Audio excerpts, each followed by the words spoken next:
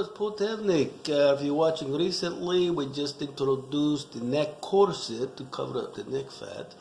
And if you want to go to the next stage, this is one of those old hippie Mexican things. That's my kids called it when I got this. I got this at North County in San Diego a couple years ago. We used to have these all the time. Had a little pocket here. Man, these are so cool. I don't wear it enough. But I thought maybe for, if that one thing with the zipper yesterday wasn't enough, this can cover up more. And, my people tell me I have a good neck for radio. I didn't know what they meant. So anyway, see this? This is nice. It rains or whatever. You have a bad hair day, you have a bad neck day. You just do this. Sometimes you got to kind of tuck it in.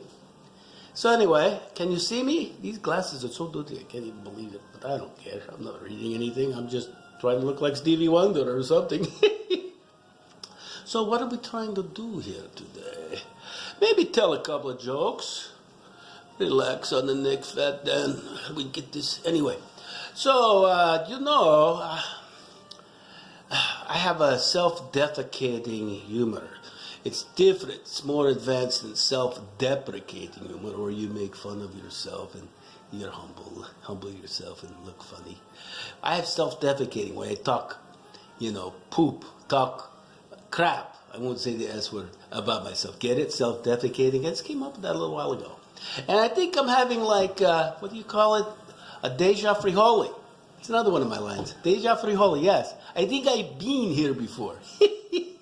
I came up with that one, way before the turn of the century. Can you believe? Way before that, actually. It was on a lift line in Big Bear with this guy named Mark, who was very cool. Nobody cares about Mark. Anyway, so, he was a great guy. So what are we doing? We're going to tell the joke of the week. Archie Bunker, he's starting to get a little comeback. Maybe some young people, if you're listening out there, and you might know who Archie Bunker was. He's kind of like me 40 years ago. So anyway, he goes into this liberal bookstore, right? And he sees the owner. He goes, "Hey, Charlie, you got that new book that Trump wrote on immigration?" Charlie goes, "Get the heck out of here." And Archie goes, "Yeah, that's it. You got it in paperback?" I put the beret on too. That's better. That gives it a little more class. There you go. Where are we going here? What are we doing? We're doing skit or something? Oh yeah, I'm going to talk about Bordeaux a little bit. I'm just hoofing this. I got a couple of notes, stuff up here. Hopefully it comes out somewhat educational and edifying and eptifying and all these things we try to do for the masses here to make the world a better place, one year ski at a time ski. So Bordeaux, it can be very complicated too, very expensive now. It's stupid what the prices have gone. You got your first growths, Marco, Mouton Rachel, Lafitte Rachel, Latour, and Aubryon. Those are the 5 biggies in the Medoc. So you have left bank, Medoc, you have a right bank. And if you want to be cool and you go into a wine shop, try it in a library if you want. But you don't even have to buy the wine, just look cool. Just go to the guy, "What do you have in the right bank Bordeaux?" And the guy goes, "Oh, this guy's it." So right bank is the Saint-Emilion and Pomerol. And they have the great wines. They're a little more Merlot based, not Burlot, Merlot and Cab Franc, whereas the others are more structured and more Cabernet Sauvignon in the mix as a general rule.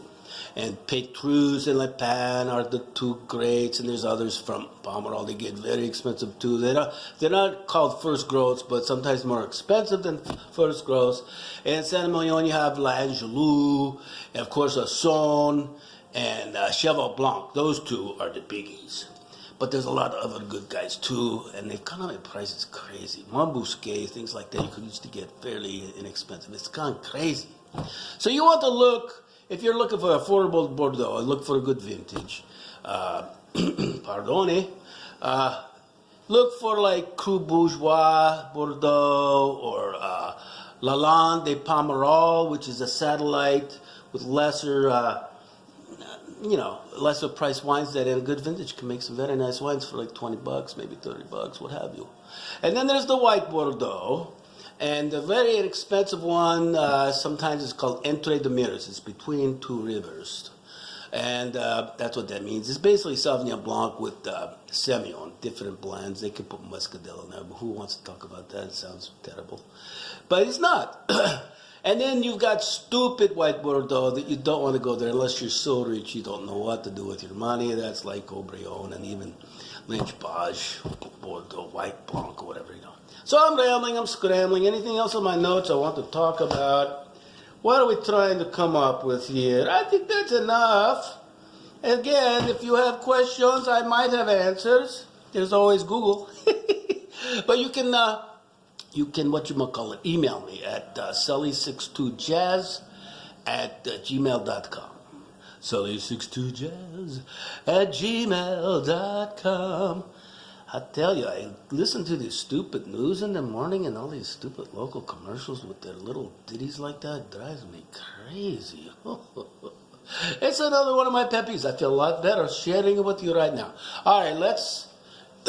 Your good neck for radio. Good face for radio, too. And you have... Boris, you have a great laugh, I think. Anyway... Do you like the little thing here, especially with the beret? I think it's very becoming. Could become the new thing. And I think that's enough rambling and scrambling here as I rant on with my bad self here at KPT, home of Wine and Jazz 101, with your host, Dan Sullivan, who is really, I'm really one of his alter egos that gets more work than the other guys these days. Let's hit the pause key, Boris.